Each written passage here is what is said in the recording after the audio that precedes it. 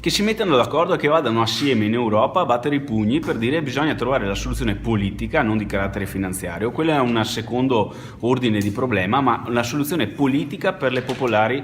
venete. È ora di in qualche modo dare un segnale forte, perché il tempo sta scadendo per davvero. Rischiamo di trovarci con le macerie, e governare sulle macerie non va bene a nessuno. Secondo la CGIL è allarme rosso sulle popolari venete, Veneto Banca e Popolare di Vicenza. Mercoledì 21 giugno ci sarà una scadenza importante per Veneto Banca, quella di un prestito obbligazionario subordinato di 150 milioni di euro, e in questo momento si potrà avere un primo assaggio di quello che sarà lo scenario futuro per il gruppo bancario di Montebelluna, che con Popolare di Vicenza rappresenta l'8º gruppo bancario per totale attivo e totale impieghi in Italia, finanziando oltre 130.000 piccole imprese, di cui il 37% proprio nel Triveneto. Sì, è un allarme rosso che ha una prima scadenza il 21 giugno, che c'è 150 milioni di obbligazioni Veneto Banca subordinate che scadono, ma è un allarme rosso che lanciamo sia per il salvataggio delle banche e sia per il problema occupazionale, che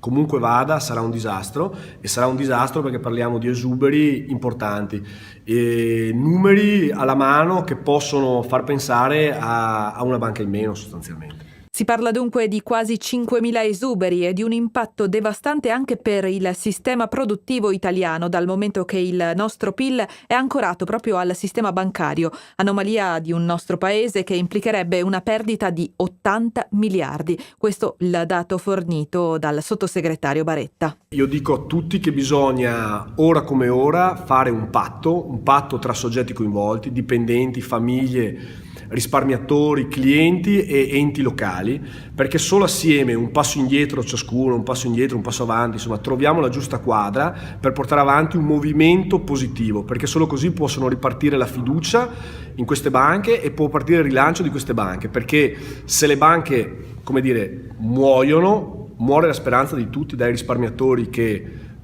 hanno interesse di recuperare qualcosa, i dipendenti che hanno interesse di continuare a lavorare. Ecco, quindi l'interesse di tutti deve essere quello di mettersi assieme, fare un patto, un movimento positivo per il futuro di queste banche.